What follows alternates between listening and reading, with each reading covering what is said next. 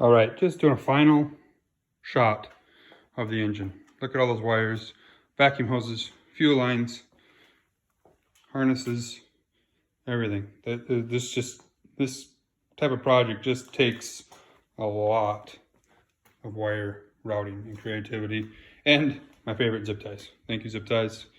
You do not go unappreciated. So the bottom end is really ready to be buttoned up, and everything is secured, everything is tight.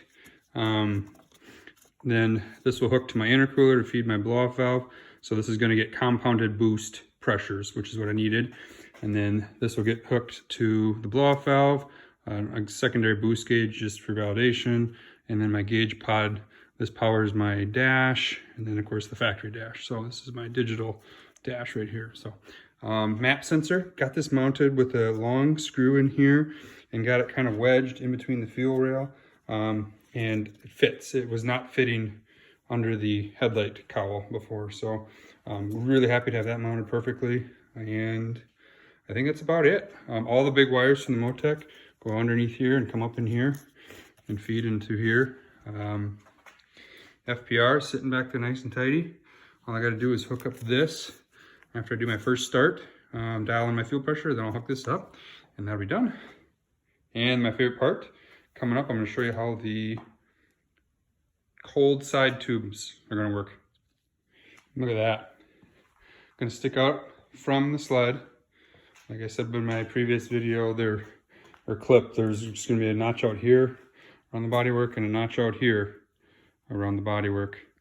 And this is a little, it's called a pre-cooler. It's a hollow pipe in between, 2.5 inch, but it's just meant to absorb a little bit of heat as the charge temp comes out of the turbo.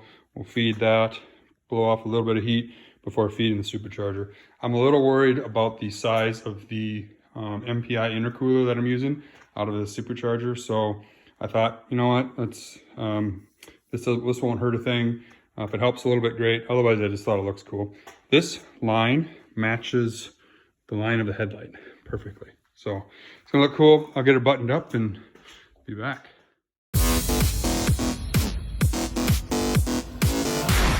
Here's something I'm really excited about. In addition to the motor build and stuff, I purchased the Yrss shock system. These were on the 50th Apex 2018.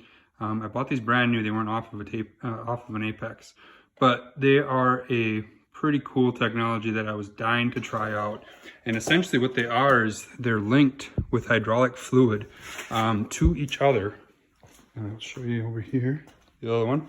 And then they come up to this reservoir. And if I can get this out here, I'll show you. So there's a tube runs in the one side into here, one side into here. Each one has their own compression adjustment, soft and hard.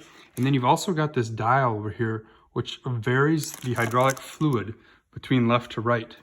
So you can, what happens is when the sled goes to turn, say this way, and puts all the pressure on that outside ski, what it does is this side has to pull pressure from that. So that side's going to want to try to push pressure. It's going to go into here, and then there's going to be a tiny hole that just allows a small bit of that pressure to transmit to this shock body. And the intent here is almost like a hydraulic sway bar, which I think is just really, really cool. So I wanted to try these out and just see if I can notice a difference. I've had almost every shock you can get for the Apex, and was really looking forward to trying this out. So I also noticed when I removed my old shocks in my haste, I've got the clutch side was about 1 inch longer than the mag side. So no wonder it leaned a little bit. I know what happened here is that I had a set of Fox shocks. I thought they were mountain. When I crashed my impulse sled, I ruined one of those shocks, and I just pulled this one out of my storage. So I never checked the measurement on them. I never had them both side by side. So this will be a good upgrade, I think, for the Yrss. I'll have equal length anyway. So I'll let you know how it goes. All right, just mounted my IAT Intake Air Temp. I put this post intercooler from both the pre-cooler and the turbo and out of the outlet of the supercharger into this. So this should be my actual temp going right into the engine.